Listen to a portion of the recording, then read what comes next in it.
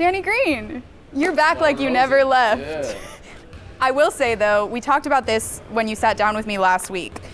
When you left, the last time you were a Sixer, you got hurt on the court, you went to the back, you came back out to be with your teammates, and then the next day, unfortunately, was exit interviews. And your teammates each talked about how much it meant to them that you came back out there to be with them. So what does it mean to you to hear that, and why is it so important to you to continue to be that type of teammate? That's just what I've been taught since I was young. Since high school, Carolina days, Coach Williams taught me the right way. Pop, it's bigger than me. It's about the team, and I wanted to see us win. I want to see them compete. So it just, shows the love that the guys have for me, the city have for me when I came back to play here. So I just embrace it. I love it. I'm excited. I'm enjoying being back. You talked about Nick Nurse being one of the biggest influences, if not the biggest, on you returning to Philadelphia. Yes. You've won 3 rings. One of them was with him. When you think back on that championship run, what are the sort of like flashbulb memories of winning a championship with Nick Nurse? Just how fun it was. I had one of my best years of my career playing for him and with him, and being in Toronto, a beautiful city, and be able to win a championship for the country of Canada. It was his first year, so it was a lot of different ups and downs and waves, but I enjoyed every moment of it. I had a lot of fun with Nick, and hopefully we can reciprocate that again this year. You said you're going to be a little bit of a Nick Nurse translator in the huddles. I'd assume with the personalities we have, I feel like me, among a couple others, will be, the middleman of relaying messages or keeping the locker room at ease. I think the biggest key is making sure everybody's on the same page and making sure his message is getting relayed the right way. And I think as a vet, that's my job. Speaking of some of the other vets, I'd love for you to shed a little bit of a light on some of your friends, help fans get to know them a little better. So, starting with Tobias Harris, Yes. What's something that people don't know about your friend Tobias? I think a lot of people know about Tobias. Even though he doesn't have a podcast, he is outspoken. He's basically the only person on the team that doesn't have one at this point. But he shows his personality. He's a big Crumble fan. He loves his dog. Loves his wife, his family. He's a big family guy. But Tobias, he's pretty straightforward and gives you, what you see is what you get. But he is smart, he's well-read, and he's big into helping players save their finances and doing financial things. So and that's something that lots of players have talked about. Yes. What's something people don't know about Joel Embiid? I think people know about him as well. He's a troll. He loves all sports. He watches everything from soccer to F1 to tennis. He still loves his family as well, his little one, his wife, his kids, everybody. So he's big on family, but I think people will be interested to see how avid of a sports fan he is. What's something people don't know about Tyrese Maxey?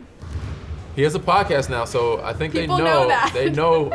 I'm saying because he has a podcast, he's able to show a lot about himself. He's just a big. I think we've had conversations about it. I like to say Tyrese has a lot of sunshine. And people know about his positivity. People know he loves the game of basketball. He loves to play. He's always smiling and happy and having fun. And I just hope that it stays and it continues throughout his career. What's something people don't know about Nick Nurse? I think we've done enough interviews. He's been around enough now that people know how different he is and how he'll try new things and different strategies to throw a wrench in the game. So I think a lot of people are interested to see how he does that with us and offensively how he's going to use Joel. So a lot of people know that he's smart, but he really is a basketball genius. You've only been gone for a year, but a lot has changed in that year. Yes. What's it been like to become a new dad? Oh, it's amazing. It's unbelievable. Babies, all they do is grow, eat, and sleep. It's a lot of fun.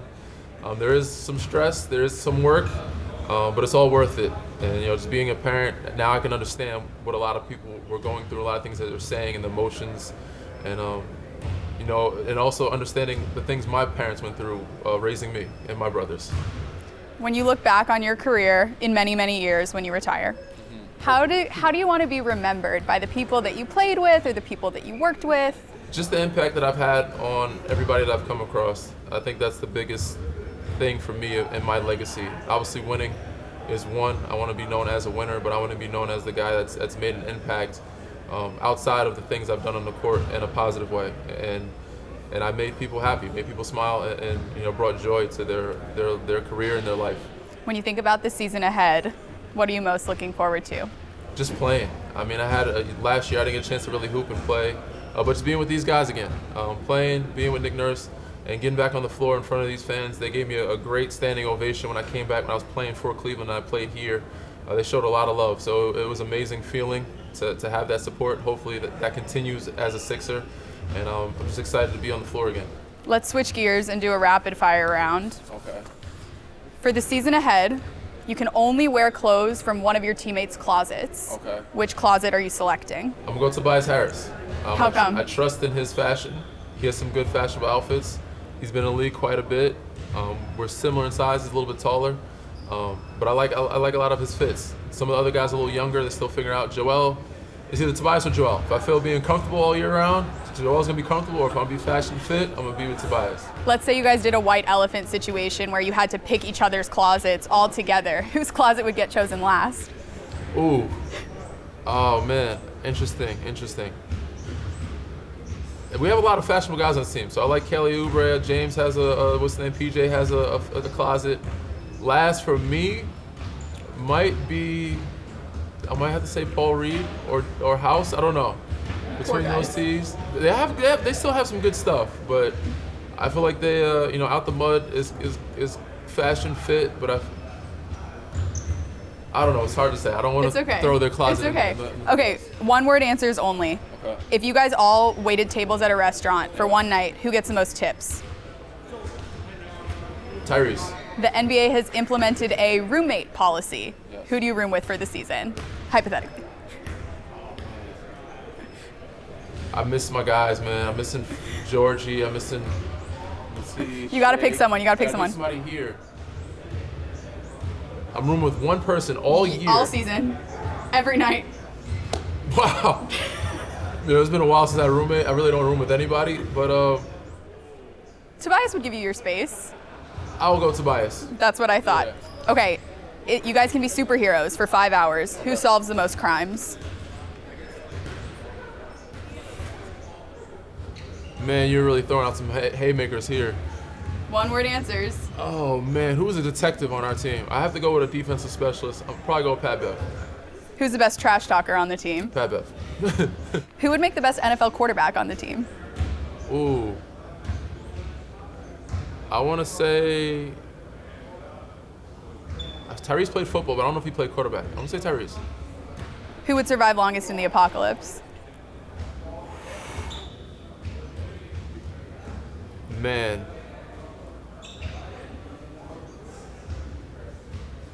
Pat Bev. Last question, who would have the most success outside of basketball? Tobias Harris. At what? Probably being an accountant or financial probably a financial guy, in some aspect or some form. Fair enough. Danny Green, thank you so much. Lauren Rosen, thank you.